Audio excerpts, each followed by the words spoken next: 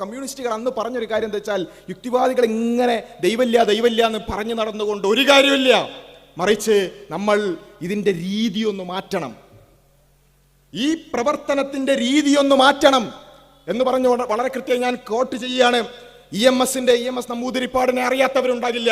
അദ്ദേഹത്തിന്റെ മതം ശാസ്ത്രം മനുഷ്യൻ എന്ന ചിന്ത പബ്ലിക്കേഷൻ പുറത്തിറക്കിയ പുസ്തകത്തിന്റെ 51-ാമത്തെ പേജിൽ അദ്ദേഹം പറയുന്നുണ്ട്, ഇങ്ങനെയുള്ള പ്രവൃത്തിയല്ല നമുക്ക് ആവശ്യം, മറിച്ച് മതത്തിന്റെ സാമൂഹിക വേരുകൾ തകർത്തെറിയുക എന്നതായിരിക്കണം നമ്മുടെ പ്രവർത്തനത്തിന്റെ ഉദ്ദേശ്യം. ഇത് കൃത്യമായിട്ട് എല്ലാവരും മനസ്സിലാക്കണം.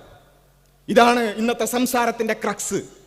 എന്താ പറഞ്ഞത്? ഏതെങ്കിലും പാർട്ടിയെക്കുറിച്ചോ രാഷ്ട്രീയ പാർട്ടിയെക്കുറിച്ചല്ല പറയുന്നത്.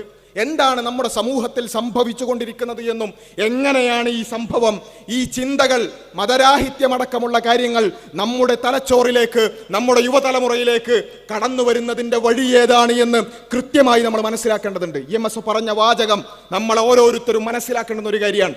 മതത്തിന്റെ സാമൂഹിക വേരുകൾ തകർത്തെറിയുക എന്നതായിരിക്കണം നമ്മുടെ പ്രവർത്തനത്തിന്റെ ഉദ്ദേശ്യം. എന്താ സംഭവം? വളരെ പച്ചക്ക് പറഞ്ഞാൽ, നേരിട്ട് നിരീശ്വരവാദം പറഞ്ഞതുകൊണ്ട് ഒരു കാര്യമില്ല.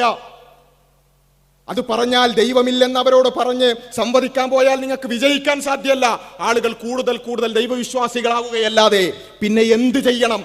മതത്തിൽ വിശ്വസിക്കാൻ മനുഷ്യർക്കുള്ള ചില സാമൂഹികമായ കാരണങ്ങളുണ്ട്. ആ കാരണങ്ങളെ ഇല്ലാതാക്കാനുള്ള പണിയാണ് നമ്മൾ എടുക്കേണ്ടത്. ആ പണിയാണ് അന്നു മുതൽ ഇന്ന് വരേക്കും എടുക്കപ്പെട്ടതും നമ്മുടെ സമൂഹത്തിൽ അതാണ്, അതിൻ്റെ റിസൾട്ടുകളാണ് കണ്ടുകൊണ്ടിരിക്കുന്നത് എന്നുള്ളത് നമ്മൾ മനസ്സിലാക്കണം. ചില ആളുകൾ നിസ്കരിക്കുന്നില്ലെങ്കിൽ, വെള്ളിയാഴ്ചയും പള്ളിയിൽ കയറുന്നില്ലെങ്കിൽ അത് നിരീശ്വരവാദം ബോധ്യപ്പെട്ടത് കൊണ്ടല്ല. നിരീശ്വരവാദം അങ്ങനെ യുക്തിപരമായി ബോധ്യപ്പെടുത്താൻ കഴിയില്ല. ഏറ്റവും വലിയ യുക്തിരാഹിത്യവും അന്ധവിശ്വാസമാണത്. പിന്നെ എന്തേ സംഭവിച്ചത്? പിന്നെ എന്തേ കുറച്ചാളുകളെങ്കിലും നോമ്പ് നോൽക്കാതായത്? പിന്നെ എന്തേ ചില ആളുകളെങ്കിലും വെള്ളിയാഴ്ചയും പള്ളിയിൽ കയറാതായത്?